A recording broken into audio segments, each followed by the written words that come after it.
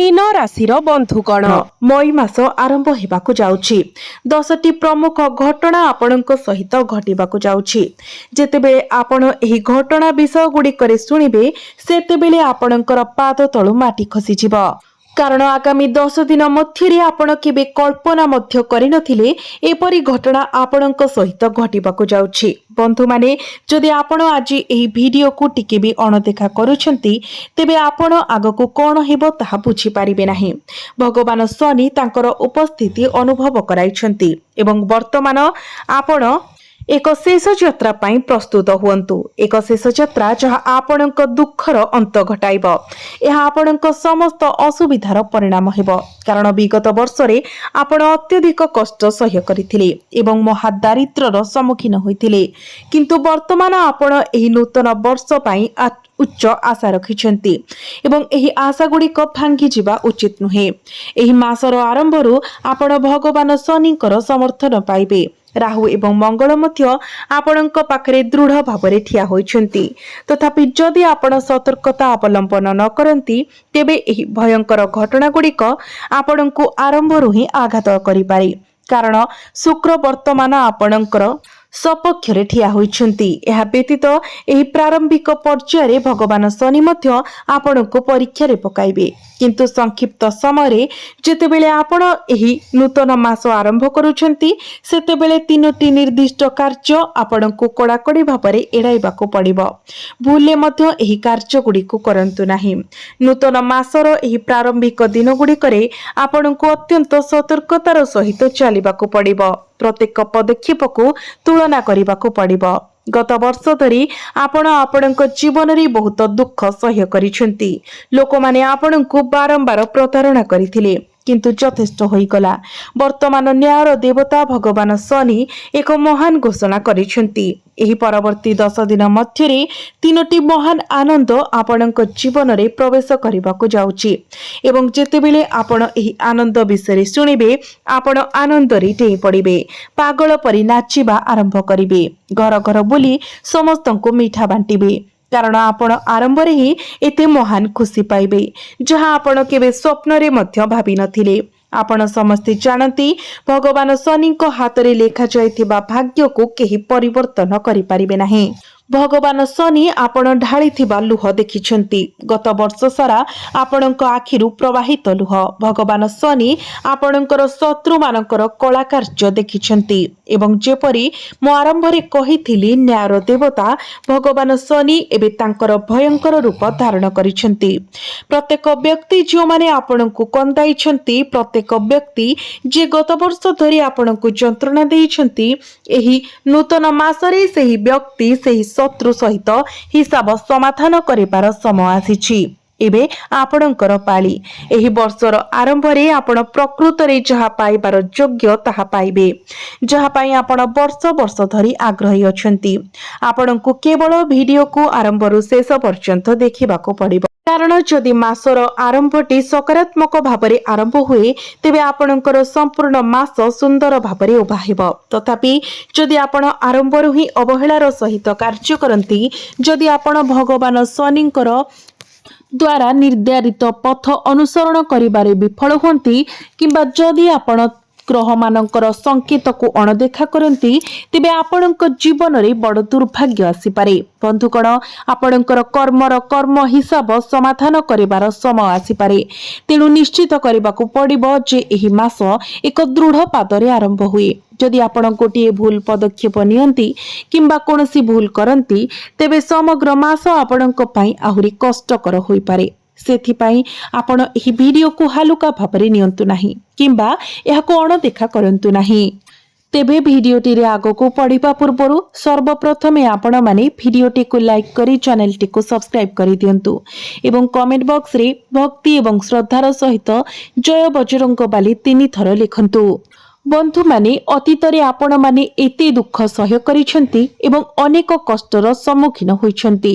तथापि आपण माने दृढ़ भावरे ठिया होई प्रत्येक चैलेंज रो सामना करि चलिछंती। किंतु बंधुगण यह ठीक यही साहस आपणकर यही अदम्य आत्मा जहाँ आपणको विजय आड़क नहीं जाइछि। बंधुगण मु आपणको कहिबाकु चाहूछि जे एबे गोटिए उत्सर नुहे केवल गोटिए स्थान नुहे आपण प्रचुर परिमाण रे धन अर्जन करबाकू जाउछंती।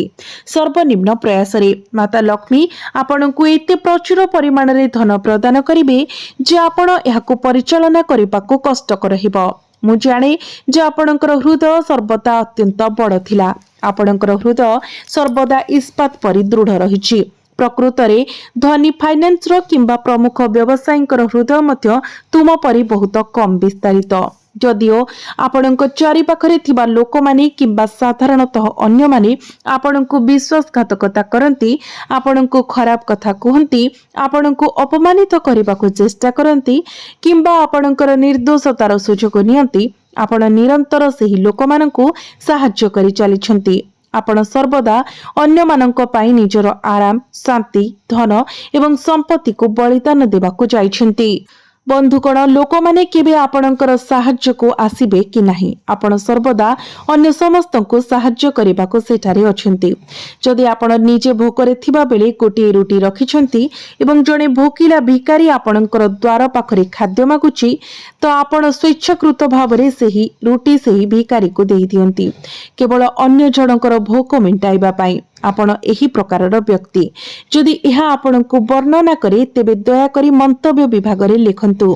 किंतु बंधु माने आपण केते दिन पर्यंत यह जारी रखि पारिबे, यह केते दिन पर्यंत चलिबो देखंतु। आगामी वर्ष सारा आपण को एही अभ्यास परिवर्तन करिबाको पड़िबो। प्रथमे आपण को निज मंगल पाई सतर्क रहिबाको पड़िबो।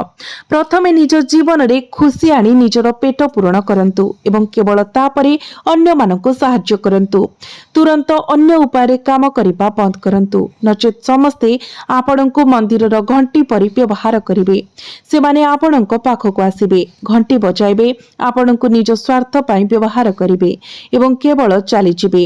आपणकर निजस्व कौनसी मूल्य किंबा गुरुत्व रहिबो नाही।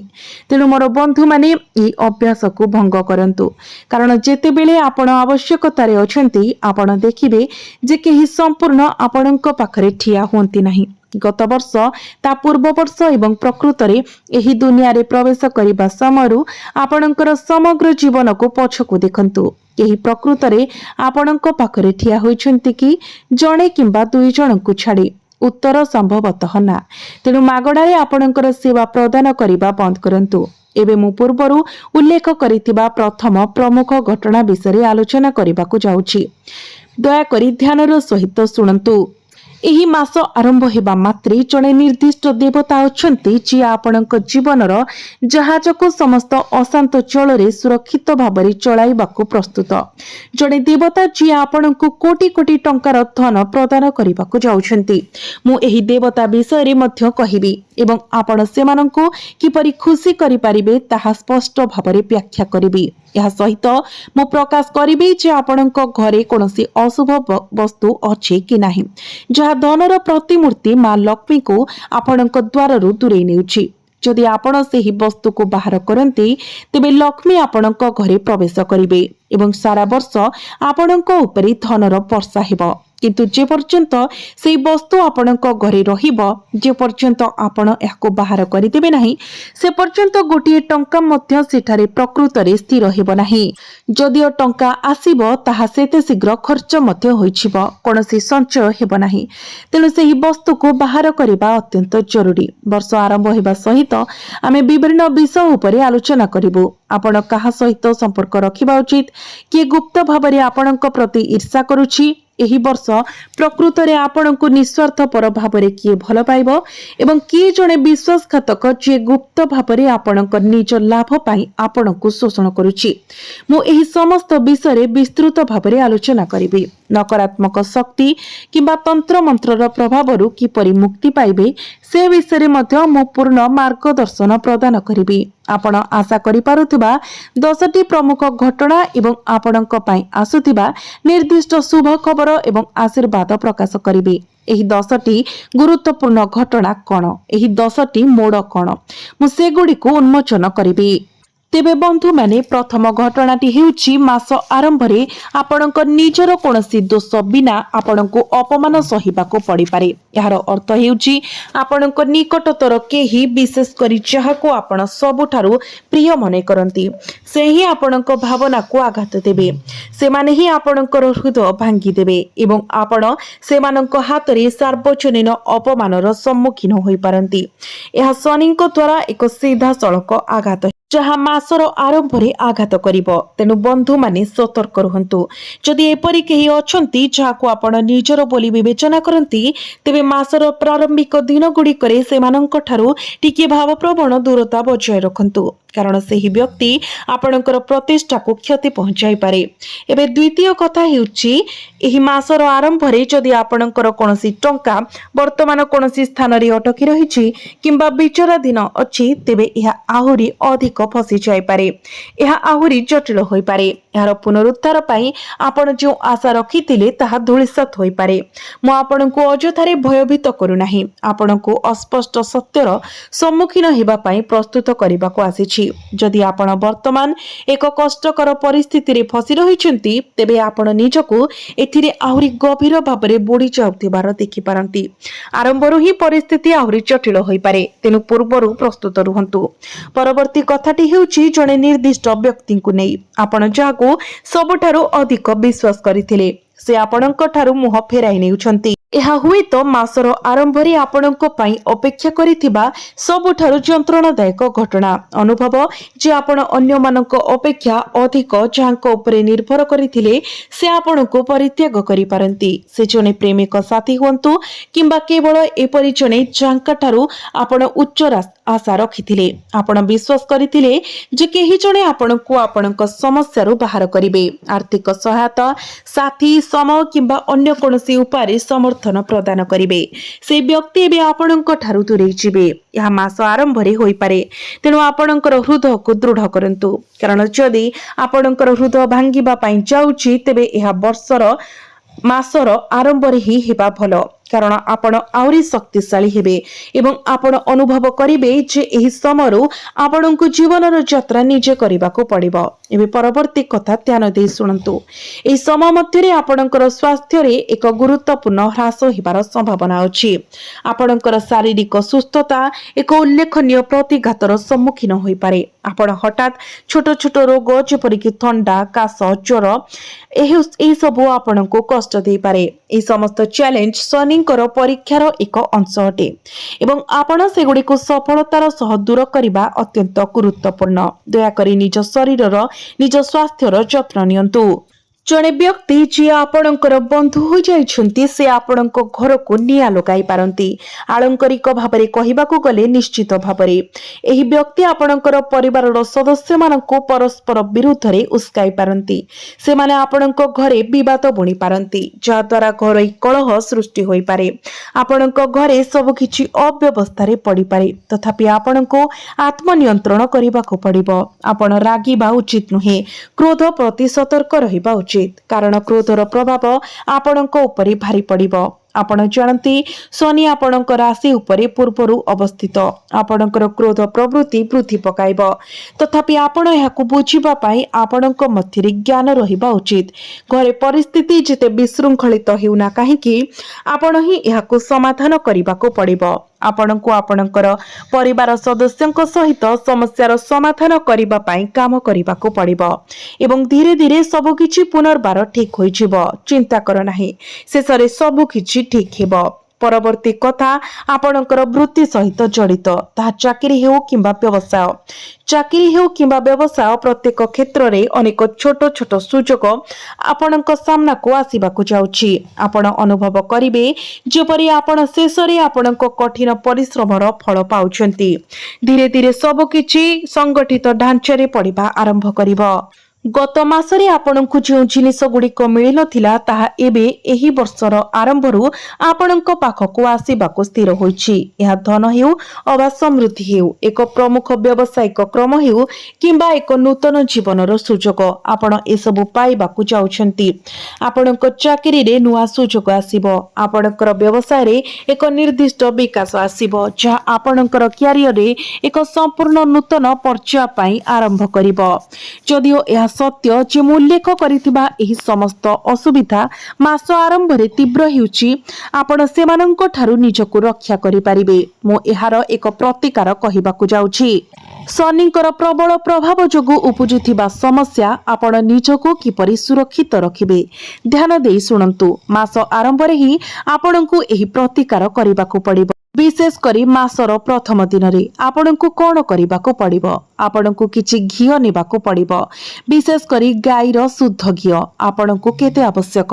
ଆପଣଙ୍କ ଆର୍ଥିକ କ୍ଷମତା ଉପରେ ନିର୍ଭର କରି ଆପଣଙ୍କୁ 250 ଗ୍ରାମ କିଣିବା ଉଚିତ। ଆପଣ ଅଧ କିଲୋଗ୍ରାମ କିମ୍ବା ପୂର୍ଣ୍ଣ କିଲୋଗ୍ରାମ ନେବାକୁ ବାଛିବେ, ତାହା ସମ୍ପୂର୍ଣ୍ଣ ଆପଣଙ୍କ ଉପରେ ନିର୍ଭର କରେ। ତଥାପି ଆପଣଙ୍କୁ ଘିଅ ନେବାକୁ ପଡ଼ିବ।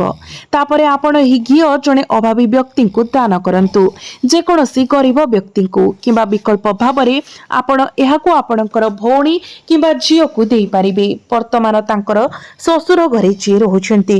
ଆପଣ ଏହା ସହିତ ରାଶି ଦାନ କରିବାକୁ ମଧ୍ୟ ବାଛିପାରିବେ।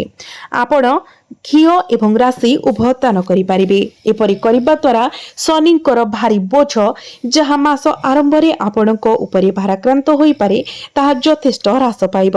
ଅନ୍ୟଥା ଘଟିବାକୁ ଯାଉଥିବା ଯେକୌଣସି ଯନ୍ତ୍ରଣାଦାୟକ କିମ୍ବା କଷ୍ଟଦାୟକ ଘଟଣାରୁ ଆପଣ ସହଜରେ ରକ୍ଷା ପାଇପାରିବେ। ଶନିଙ୍କର ପ୍ରବଳ ପ୍ରଭାବ ହାଲୁକା ହୋଇଯିବ। ତେଣୁ ମାସର ଆରମ୍ଭରେ ହିଁ ଏହି ପ୍ରତିକାର କରିବାକୁ ନିଶ୍ଚିତ କରନ୍ତୁ। ଏପରି ସମସ୍ତ ପ୍ରତିକୂଳ ଘଟଣାରୁ ଆପଣ ସହଜରେ ରକ୍ଷା ପାଇବେ। ଏହା ବ୍ୟତୀତ ଶନିଙ୍କର ମନ୍ଦିର ପରିଦର୍ଶନ କରନ୍ତୁ।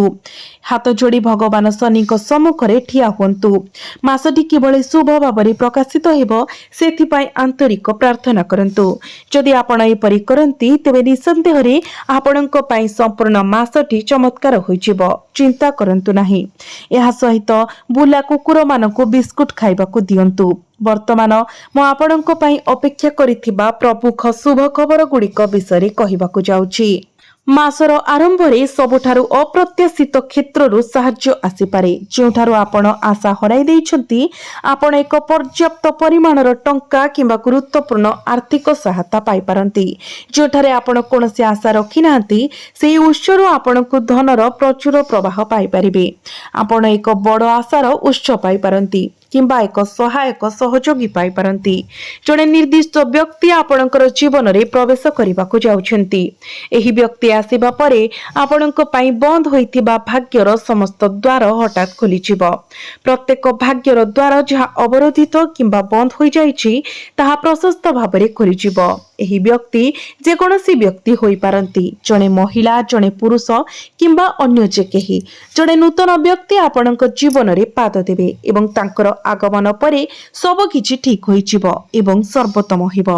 ଏହା ବ୍ୟତୀତ ଆପଣ କେବେ ଆଶା କରିନଥିବା ଉତ୍ସରୁ ଆର୍ଥିକ ସହାୟତା ଆପଣଙ୍କ ପାଖକୁ ଆସିପାରେ ଏବଂ ଆପଣ ସବୁଠାରୁ ଆଶ୍ଚର୍ଯ୍ୟଜନକ ଦିଗରୁ ନୂତନ ସୁଯୋଗର ସମ୍ମୁଖୀନ ହୋଇପାରନ୍ତି।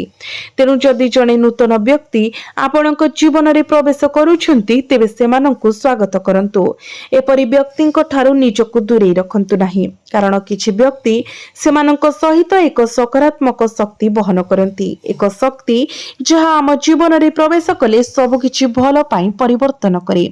ଏହା ଆମ ଘରେ ମଧ୍ୟ ସମନ୍ୱୟ ଏବଂ ଉତ୍କର୍ଷତା ଆଣେ। ଯଦି କେହି ଆପଣଙ୍କ ଘରକୁ ଆସିଥାନ୍ତି ଏବଂ ସେମାନଙ୍କର ଆଗମନ ଖୁସିର ପୁନରୁତ୍ଥାନ ସହିତ ହୁଏ, ଯଦି ସମସ୍ତେ ଆନନ୍ଦ ଉଲ୍ଲାସର ସହିତ କଥାବାର୍ତ୍ତା କରିବାକୁ ଆରମ୍ଭ କରନ୍ତି, ତେବେ ବୁଝନ୍ତୁ ଯେ ସେମାନଙ୍କର ଶକ୍ତି ମଙ୍ଗଳକାରୀ। ବିପରୀତରେ ଯଦି କେହି ଆପଣଙ୍କ ଘରକୁ ଆସିଥାନ୍ତି ଏବଂ ସେମାନଙ୍କର ଆଗମନରେ ଯୁକ୍ତିତର୍କ ସୃଷ୍ଟି ହୁଏ, ଘରୋଇ ପରିବେଶ ନଷ୍ଟ ହୁଏ, ପରିବାରର ସଦସ୍ୟମାନେ ଅସୁସ୍ଥ ହୁଅନ୍ତି କିମ୍ବା ବ୍ୟବସାୟ କିମ୍ବା ଚାକିରିରେ ଆର୍ଥିକ କ୍ଷତି ହୁଏ, ତେବେ ବୁଝନ୍ତୁ ଯେ ସେହି ବ୍ୟକ୍ତିଙ୍କର ଶକ୍ତି ନକାରାତ୍ମକ। ତେଣୁ ସେହି ବ୍ୟକ୍ତିଙ୍କୁ ପୁନର୍ବାର ଆପଣଙ୍କ ଘରେ ପ୍ରବେଶ କରିବାକୁ ଦିଅନ୍ତୁ ନାହିଁ। ସେମାନଙ୍କ ଠାରୁ ଏକ ନିରାପଦ ଦୂରତା ବଜାୟ ରଖନ୍ତୁ।